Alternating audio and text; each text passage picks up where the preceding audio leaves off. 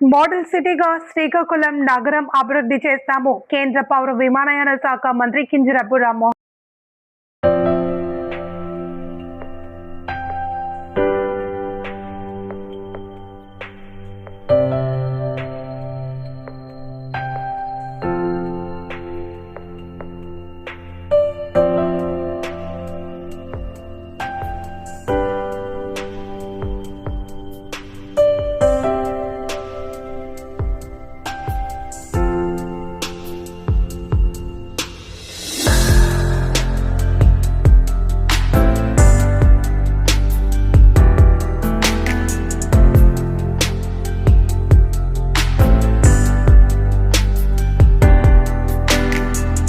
Kargil park లో ఒకటి create చేసిన తర్వాత ఇంపాక్ట్ మేము చూసాం. ఇక్కడ స్థానికంగా ఉన్నటువంటి ప్రజానికం చాలా అప్రిషియేట్ చేస్తూ ఈరోజు సక్సెస్ఫుల్ మోడల్ గా కార్గిల్ పార్క్ ఏదైతే మేము రెనోవేట్ చేసాం, రీక్రియేట్ చేసాం, మంచి ఫెసిలిటీస్ అక్కడ క్రియేట్ చేస్తే పబ్లిక్ అప్రిషియేట్ చేశారు. అలాంటి పార్క్స్ మరిన్ని కావాలి ఇక్కడ శ్రీకాకుళం కార్పొరేషన్ అని వాళ్ళందరూ కూడా కోరారు.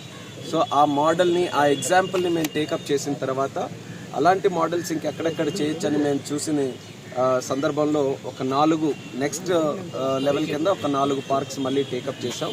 అందులో గోనపాలెంలో పార్క్, ఇప్పుడు ప్రస్తుతం ఉన్న అబ్దుల్ కలాం పార్క్, ఆర్కే నగర్లో ఒకటి, అలాగే హట్కో కాలనీలో ఒకటి. ఈ 4 పార్కులు కలిపి ఎయిర్పోర్ట్ అథారిటీ ఆఫ్ ఇండియా నుంచి సిఎస్ఆర్ యాక్టివిటీ ద్వారా 2 కోట్ల రూపాయలు ఖర్చు పెట్టి ఈ 4 పార్కులను కూడా డెవలప్ చేస్తున్నాం. అయితే ఇందులో ఎవరు పార్క్ కోసం వచ్చినా సరే వాళ్ళకి వాకింగ్ ట్రాక్, ముఖ్యంగా పెద్దలందరికీ కూడా వాకింగ్ ట్రాక్, పిల్లలు ఉంటే వాళ్ళకి ప్లే ఏరియా, జిమ్ ఎక్విప్మెంట్, అలాగే ఇప్పుడు ఇక్కడ ఉన్న అబ్దుల్ కలాం పార్క్ లో స్కేటింగ్ రింగ్, అంటే మంచి స్టాండర్డ్స్ తో ఒక స్కేటింగ్ రింగ్ ఎస్టాబ్లిష్ చేయాలని, మిగిలిన పార్క్ లో వాలీబాల్ కోర్ట్స్, బ్యాడ్మింటన్ కోర్ట్స్, ఇలా డిఫరెంట్ స్పోర్ట్స్ కి ఎక్కడికక్కడ పార్కుల్లో స్పోర్ట్స్ ను కూడా ఎంకరేజ్ చేసే విధంగా ఇన్ఫ్రాస్ట్రక్చర్ కడుతున్నాం. ఈరోజు కూటమి ప్రభుత్వం తాలూకా లక్ష్యం అర్బన్ ఏరియాస్ అన్నీ కూడా కేవలం బిల్డింగ్స్తోనే కాకుండా చెట్లతో, పార్కులతో, అలాగే ప్రజలకి స్వేద తీర్చడానికి, వాళ్ళకి ఎంటర్టైన్మెంట్ కోసం, వినోదం కోసం పార్క్స్ కూడా అంతే ప్రయారిటీగా తీసుకొని వెళ్ళాలని చంద్రబాబు నాయుడు గారి తాలూకా నేతృత్వంలో మేమందరం కూడా ముందుకు తీసుకొని వెళ్తున్నాం. ఆయన కూడా ప్రతి 3వ శనివారం స్వచ్ఛాంధ్ర స్వర్ణాంధ్ర ప్రోగ్రాం చేస్తున్నారు. అందులో కూడా ఆయన కూడా ప్రజలకి మరింత నేచర్తో, ప్రకృతితో మనం కలిసి ఉండాలి, ప్రకృతితో మనం జీవించాలి, కలిసి జీవించాలనే కాన్సెప్ట్ కూడా ఎక్కువ ప్రమోట్ చేయడం జరుగుతుంది.